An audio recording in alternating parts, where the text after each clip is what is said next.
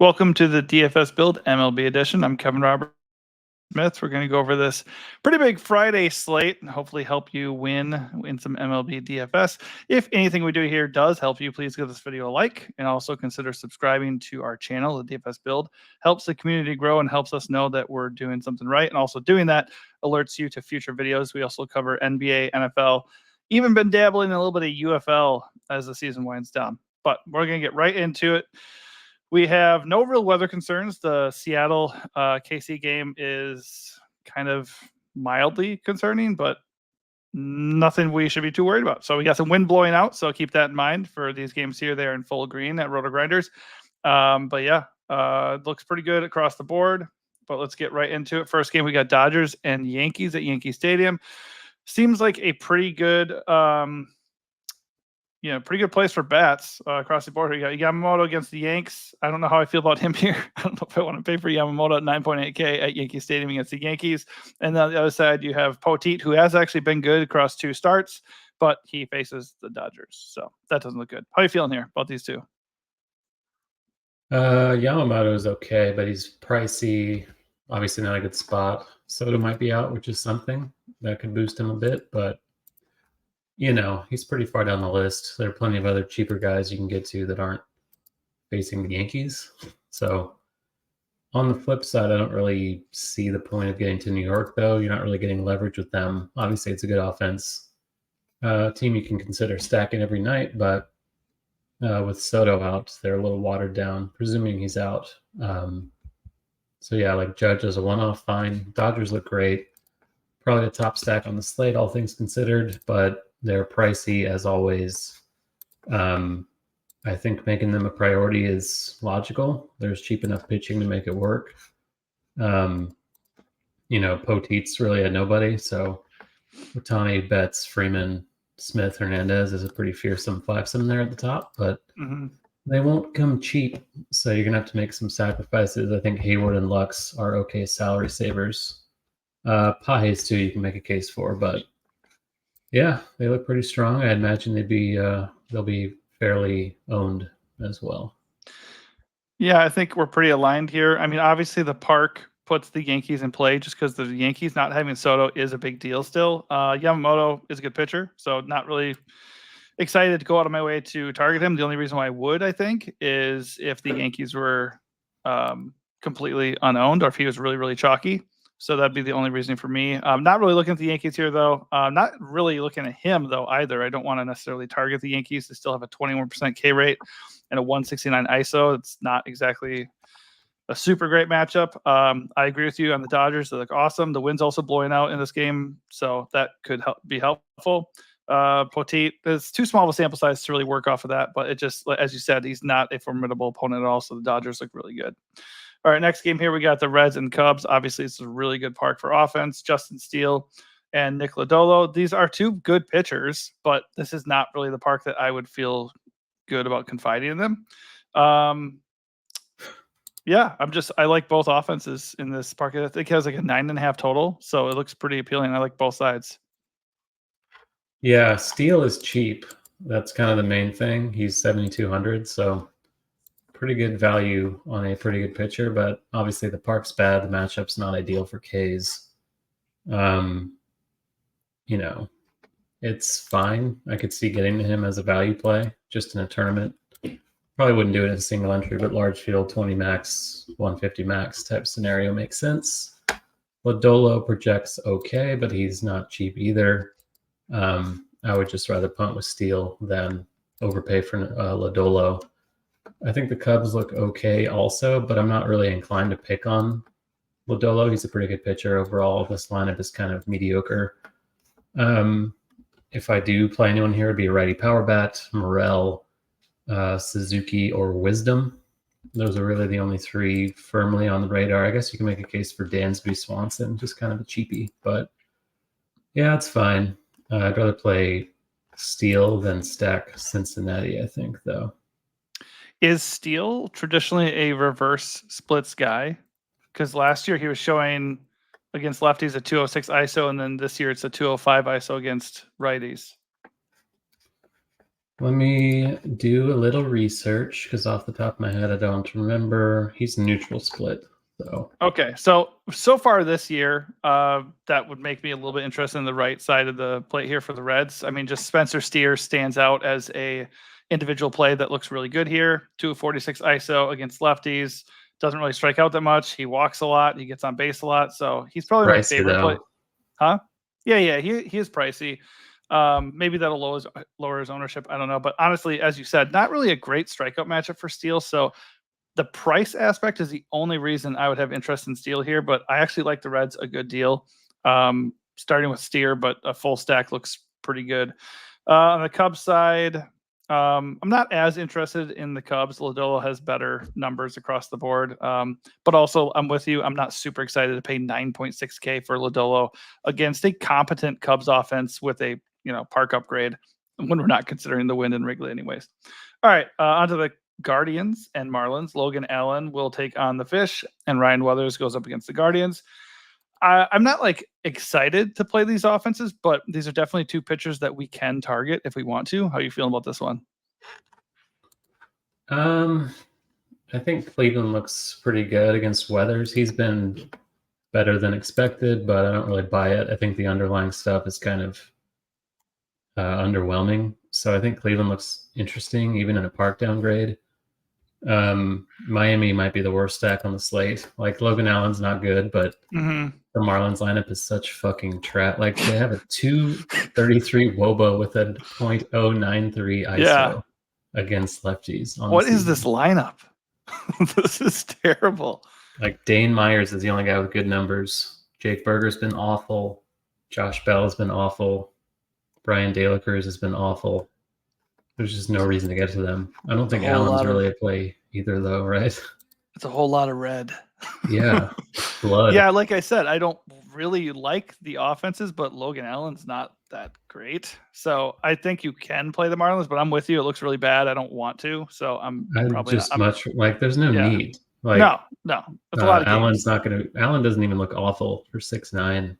Like he doesn't. No, and they project have a whole lot worse than 21% whiff Steele. rate and like no power apparently at all. Yeah, I just think there's a lot else to get to that's cheap on the pitching side. Like 8K guys, the 8K 7 to 9K range is like stacked.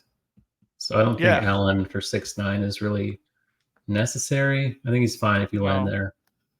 So far, I don't think any of the pitchers we've talked about are necessary. I mean, weirdly, no. Ryan Weathers doesn't look that bad at 7.1K. He looks okay, but I guess I'd go Guardians over him just because I don't trust him.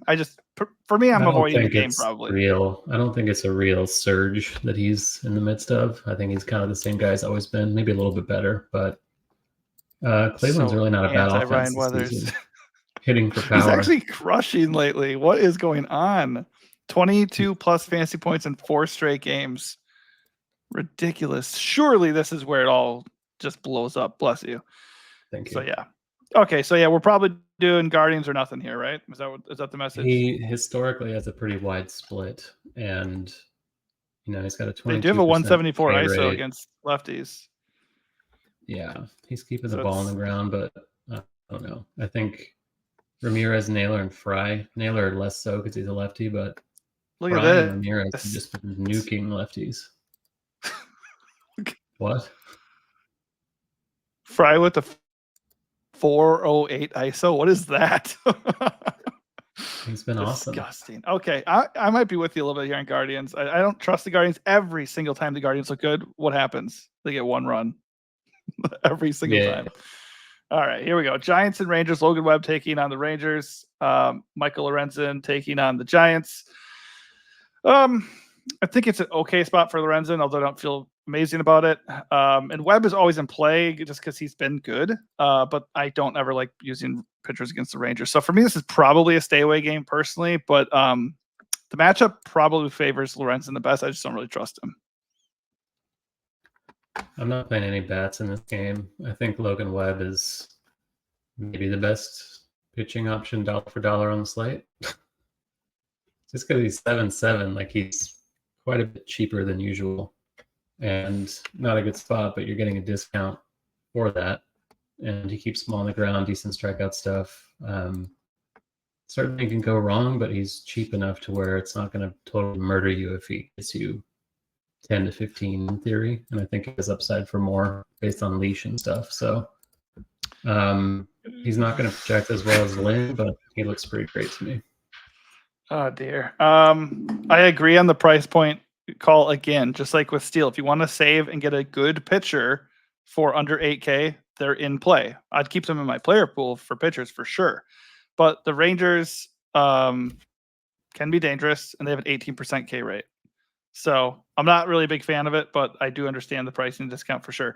Here we get to my first pitcher that I'm actually infatuated with on the slate. Garrett Crochet is way too cheap, in my opinion, at 8.9K. Dude has a 43% whiff rate against lefties.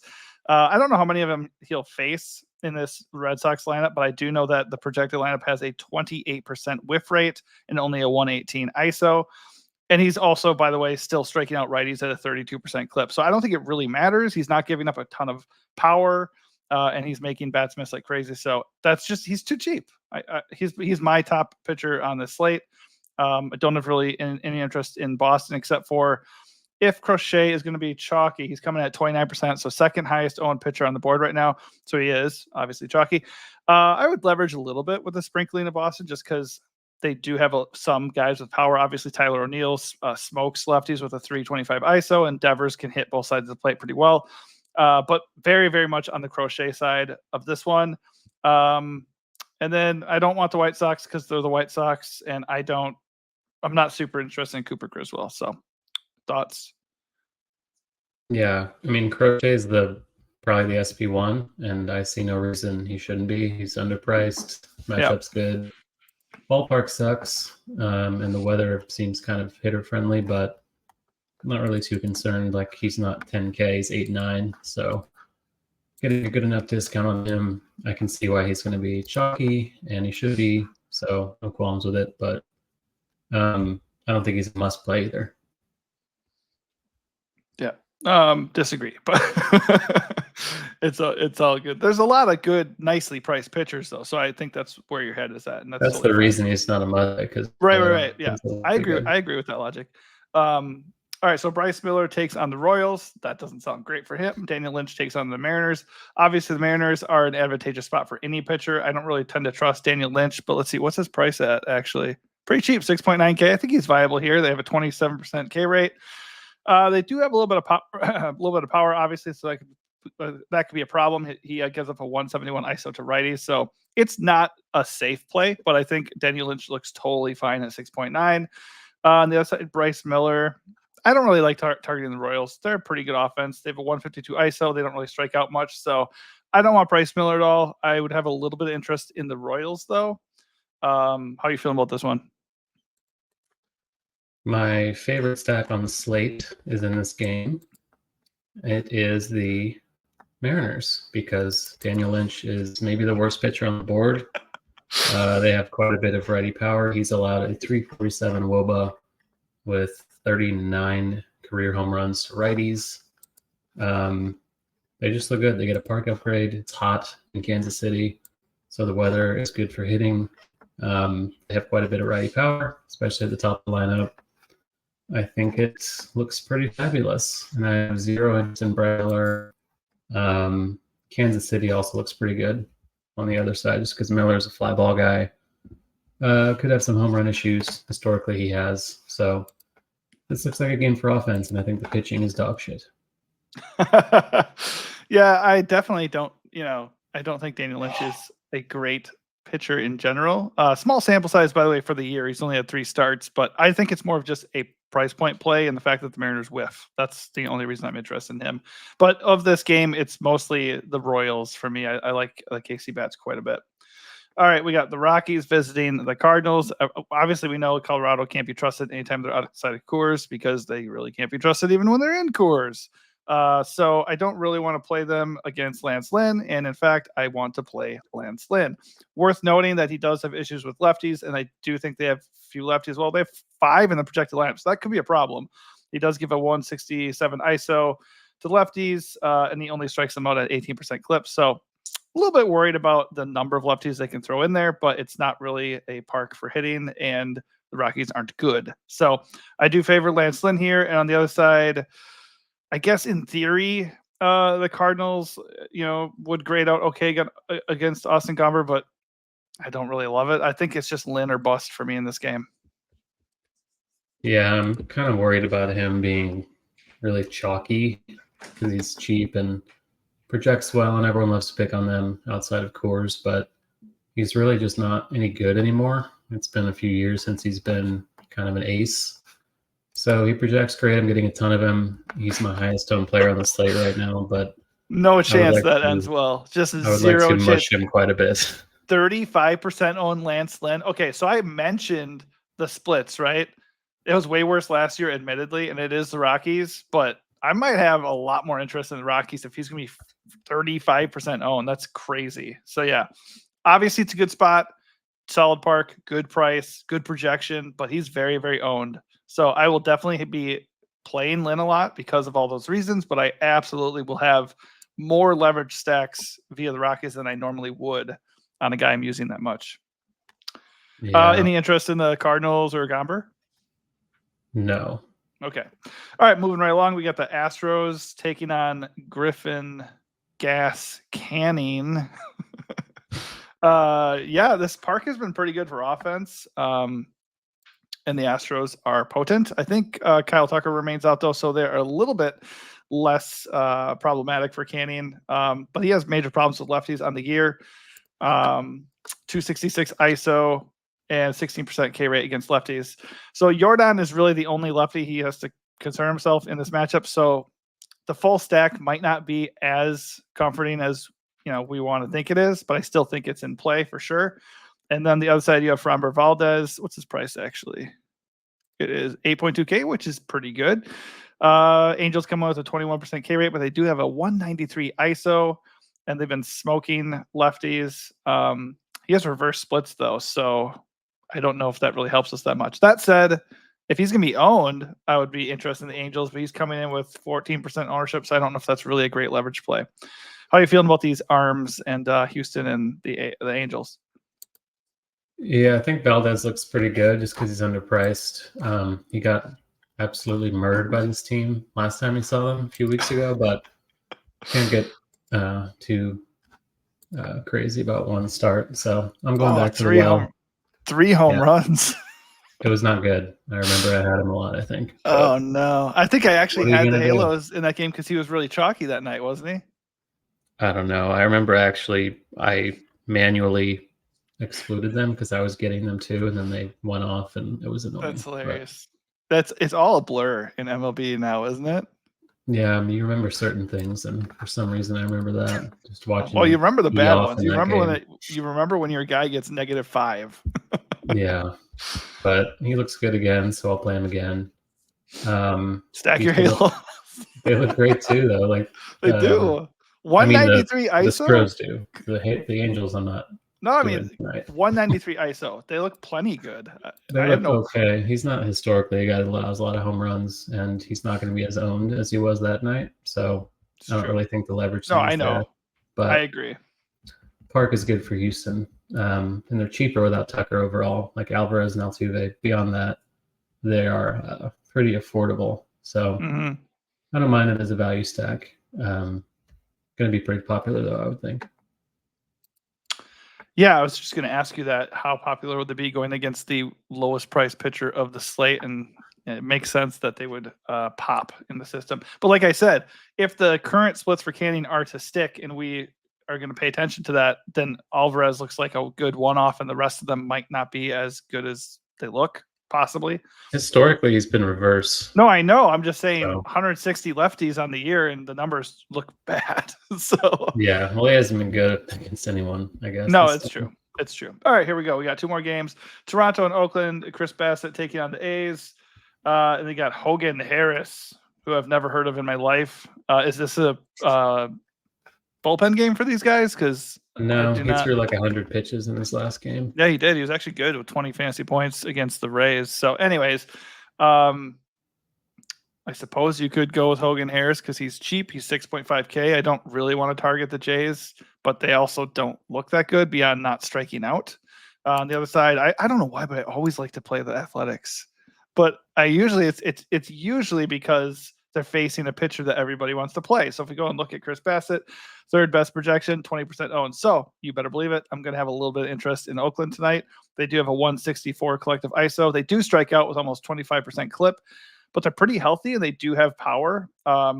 Bassett struggles against lefties the most, 191 ISO, 16% K rate, and almost a 12% walk rate. So they have only three lefties to throw in there, but honestly, their best players comes from the right side with the power. Anyways, I like Bassett. I don't have a problem with him at all. And he's what, 8.2, I said?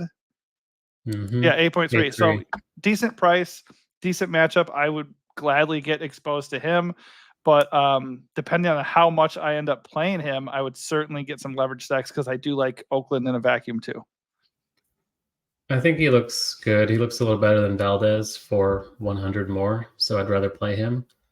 I still prefer Lynn and Webb in that range to him. Matchup's fine though, revenge narrative and all that, so he's got that in his corner. Well, don't they?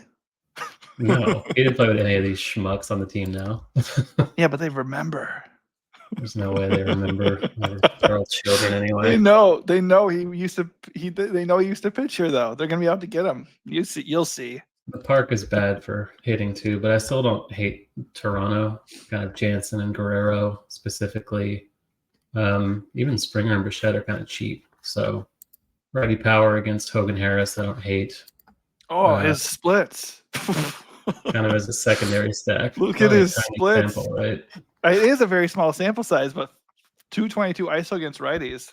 Thinking with you on the righties for the Jays there. But like you said, not a great park. Yeah, I don't mind them, but yeah, it's not an ideal spot. If it was in Toronto, they'd probably be chalk though. Yeah. All right. Arizona and Padres to wrap this thing up. Padres obviously are not a fun team to play a pitcher against, and I don't want to play Brandon Pfaadt anyways. He struggles against lefties the most so far this year anyways, and last year is kind of like equal opportunity sad sack. This year 176 ISO to lefties, 19% K rate. That isn't scary at all, especially for a team that just does not whiff. They don't have the pop they used to have, obviously with Soto not there anymore, but they still have Tatis and Cronenworth and some other guys that can bring a bat. So I don't mind the Padres here at all. They're totally fine. On the other side, the Diamondbacks always sound better than they actually are. Michael King seems plenty attackable. He's cheap. Actually, he's not. 8K. How's he been doing? He's been actually decent, but I don't think I want to use him here. Just because we know who Arizona can be, and if they are at their best, he could have a problem in front of him. So I'm okay with Arizona, but I'd favor Padres here, and I don't really love the pitching. I think King is kind of intriguing, but it looks like he's going to be somewhat popular at 8K. So plenty of other options in that range if that's the case. I don't really like the park or the bats in this one. Both lineups are a little watered down too. Machado questionable. So not a whole lot here offensively. I think King is the guy I'd have my eye on the most, but even he's a secondary play on this slate for me. Yeah, I think the leverage is interesting against King because he's coming in as the fourth highest owned pitcher, but let's see, as far as projection goes, he's like seventh. So I think actually I'd flip that, especially with the other guys we've mentioned that we like a little bit more. I think going Arizona as a leverage stack makes a good amount of sense if he's going to push 20% ownership too.